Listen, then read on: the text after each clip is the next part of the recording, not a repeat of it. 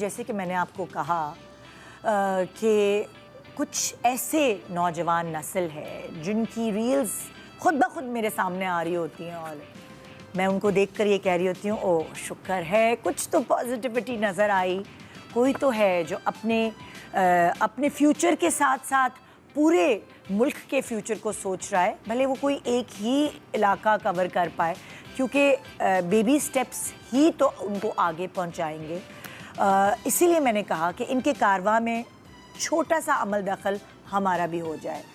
یہ لوگ شاید ٹی وی پہ پہلے اپیئر نہیں ہوئے، ان کی اپیئرنس سوشل میڈیا سے ہی پک کی گئی اور وہاں جو کام ان کا نظر آیا اس سے بہت اچھا محسوس ہوا کہ وہ ان لوگوں کے بارے میں سوچ رہے ہیں جن لوگوں کے بارے میں آج کل کے زمانے میں کوئی نہیں سوچتا، کیونکہ سب اپنے لیے سوچ رہے ہوتے ہیں، اپنے کریئر اپنے فیوچر کو لے کر پریشان ہوتے ہیں اور ایک کمپٹیٹو دور میں وہ بھی اسی بھاگ دوڑ کا حصہ بنے ہوتے ہیں۔ لیکن وہ لوگ جو اور دوسرے عام لوگوں سے مختلف نظر آتے ہیں وہ ہمیشہ ایسے یونیک ہوتے ہیں کہ وہ دوسروں کے بارے میں سوچتے ہیں۔ تو ایسے ہی کچھ کہانیاں ایسے ہی کچھ لوگوں سے آج میں آپ کی ملاقات کرواؤں گی۔ تو آئیے ملتے ہیں سب سے پہلے روا خان سے، جن کو میں نے سوشل میڈیا پہ ہی دیکھا، ان کے کام کو، ان کی بہادری کو، اور آج وہ میرے پاس یہاں موجود ہیں۔ السلام علیکم روا۔ وعلیکم السلام، کیسی ہو آپ؟ میں بالکل ٹھیک، آپ بتائیں؟ بالکل ٹھیک ٹھاک۔ روا تمہارا پہلے پیکج دکھاتے ہیں لوگوں کو تاکہ جیسے میرے علاوہ اور بھی لوگ جانتے ہوں گے لیکن جو لوگ نہیں جانتے وہ تمہارے کام کو تھوڑا جان پائیں۔ وہ کہیں میں ایسے ہی تمہاری تعریفیں کیے جا رہی ہوں، ذرا دکھاؤ تو کام۔ جی، تو یہ ایک چھوٹی سی ایفرٹ روا کی نظر آئی کہ ایک اسکول ہے اور کچھ بچے ہیں، لیکن اس کے پیچھے کیا بیک گراؤنڈ ہے؟ میں نے تو ان کی کافی ریلز دیکھی ہیں، آئیے روا سے ہی پوچھتے ہیں کہ یہ کیا کرتی ہیں۔ روا، اب تمہارے بارے میں پراپرلی جاننا چاہتی ہوں۔ 2 سال ہو گئے ہیں تمہیں اپنا ویلفیئر، روا خان ویلفیئر چلاتے ہوئے۔ نہیں، مجھے بیسیکلی ویلفیئر یہ کام کرتے ہوئے مجھے 2 سال ہو گئے۔ ہاں، اس علاقے میں کام کرتے ہوئے مجھے 2 سال ہو گئے۔ اچھا، کس علاقے میں؟ لوگوں کو کٹی پہاڑی۔ اچھا، کٹی پہاڑی ایک ایسا علاقہ جو مطلب ہمیں ایز عورت کہتے ہیں کہ ارے خطرناک ہوگا، پتہ نہیں کیا ہے، پتہ نہیں یہ۔ بالکل۔ تو وہاں کٹی پہاڑی پہ تم بچوں کو کے لیے اسکول کھول کے بیٹھی ہو؟ بالکل۔ وہاں تم پڑھاتی ہو ان کو؟ بالکل خود بھی اور اپنا پورا ایک بالکل سیٹ اپ بنایا ہوا ہے؟ بالکل، ایک سیٹ اپ ابھی جا کے بنا اور وہ اب بھی نرش ہو رہا ہے۔ تو اس سے پہلے میں نے یہ علاقہ، میں بچپن سے کراچی میں رہ رہی ہوں لیکن میں نے یہ علاقہ نہیں دیکھا تھا، بالکل بھی نہیں دیکھا تھا۔ But during my undergrad years جب میں پڑھ رہی تھی، کیونکہ میری اپنی ڈگری، میں سوشل ڈیولپمنٹ اینڈ پالیسی پڑھ رہی تھی، تو جب میں پڑھ رہی تھی تو مجھے یونیورسٹی میں ایک شخص ملے تھے جنہوں نے مجھے اس ایریا کا بتایا تھا، کیونکہ میں پارٹ ٹائم، جیسے ہم سب پارٹ ٹائم ایسے پروجیکٹس کا حصہ بنتے ہیں ڈونیٹ کر کے، تو میں پارٹ ٹائم نا ایک لرننگ سینٹر تھا جو اسی ایریا میں تھا، وہ اڈلٹ لٹریسی کے لیے تھا، وہ ان لوگوں کے لیے تھا جو اپنا نام وغیرہ نہیں لکھ سکتے، بڑے لوگوں کے لیے تھا۔ تو انہوں نے مجھے وہاں انٹروڈیوس کرایا تھا، کیونکہ اس سے پہلے میں بابا آئلینڈ میں کام کر چکی تھی۔ پھر میرا ایک پروجیکٹ ہیلتھ کا وہ بلوچستان میں چل رہا تھا، رورل بلوچستان میں، سو ایسے پارٹ ٹائم میں میرے پروجیکٹس چل رہے ہوتے تھے۔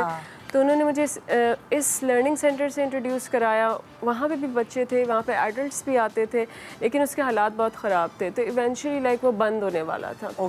تو شروع میں تو میرے پاس جتنا ٹائم تھا تو اس حساب سے میں نے آف لائن فنڈ ریزنگ کی، آف لائن ہی میں نے سب کچھ کیا۔ آف لائن کیسے کی فنڈ ریزنگ؟ اپنے جاننے والے میری اوورسیز جو کزنز وغیرہ ہیں سب کو، دوستوں کو بتایا، اینڈ سو ایونچولی لائک اس کے بعد کیا ہوا کہ مجھے یو ایس جانا پڑ گیا تھا۔ پھر میں واپس آ گئی۔ جب میں واپس آئی تو میں نے دیکھا کہ مطلب اتنا خاص کوئی چینج وہاں آیا نہیں ہے، کیونکہ میں صرف پیسے دے رہی ہوں، میں جا کے جگہ دیکھ نہیں رہی ہوں، میں یہ نہیں دیکھ رہی کہ وہاں ہو کیا رہا ہے، چینج کیا ہو رہا ہے۔ کس چیز کے لیے پیسے اکٹھے کر رہی؟ میں اسی لٹریسی سینٹر، ایک لٹریسی سینٹر تھا، میں اسی کے لیے۔ اور لٹریسی سینٹر کہاں؟ کٹی پہاڑی پہ؟ کٹی پہاڑی میں تھا، اور وہ ایک آٹو گیراج میں تھا۔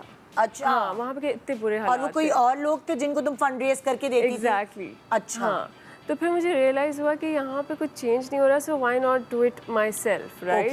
تو پھر میں خود گئی, میں نے پہلے تم نے صرف فنڈ ریزنگ سے شروع کیا, اس کے بعد جب تمہیں لگا کہ یہ کوئی ریزلٹ وہ آ نہیں رہا جو تم ایکسپیکٹ کر رہی تھی, تو تم نے کہا اس کو میں اپنے ہاتھ میں لیتی ہوں. ہاں, تو پھر میں جا کے ہر ایک رینوویشن, ہر چیز, then I started coming online about it.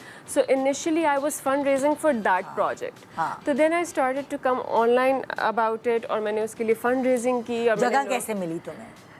وہ وہی لٹریسی سینٹر کے لیے انیشلی میں نے آن لائن فنڈ ریز کرنا شروع کیا, کیونکہ اب میں خود جاتی تھی, اب میں خود وہاں کی رینوویشن دیکھ رہی تھی کہ کیا وہاں کا فرنیچر چینج ہوا ہے, کیونکہ پہلے بچے زمین پہ بیٹھتے تھے, کیا وہاں پہ سولر پینل لگائے, تو یہ ساری چیزیں میں نے وہاں پہ لگوائی. بہن تمہارے گھر والوں نے اجازت کیسے دی کہ کٹی پوائنٹ پہ جا کے تم لٹریسی سینٹر میں پڑھاؤ گی, بچوں کو دیکھو گی؟ تو مطلب لڑکیوں کے لیے تھوڑا ڈیفیکلٹ ہوتا ہے. بالکل بالکل, میری امی ابو کی بہت سپورٹ ہے. میں صرف اپنے امی ابو کے ساتھ رہتی ہوں, باقی میرے بہن بھائی دوسرے ملکوں اور شہروں میں. اچھا. تو میرے ماں باپ کی بہت سپورٹ تھی. انیشلی جب میں جاتی تھی تو میں انہیں نہیں بتاتی تھی, کیونکہ مجھے یہی تھا کہ ڈر جائیں گے, پھر میرا گھر اتنا دور ہے, تو مجھے یہی تھا کہ تم نہیں خود ڈرتی تھی یار؟ مطلب ہوتا تھا, لیکن وہی بات ہے, کوئی گارڈ وارڈ لے کے جاتی تھی یا کیا؟ انیشلی کوئی گارڈ کچھ بھی نہیں.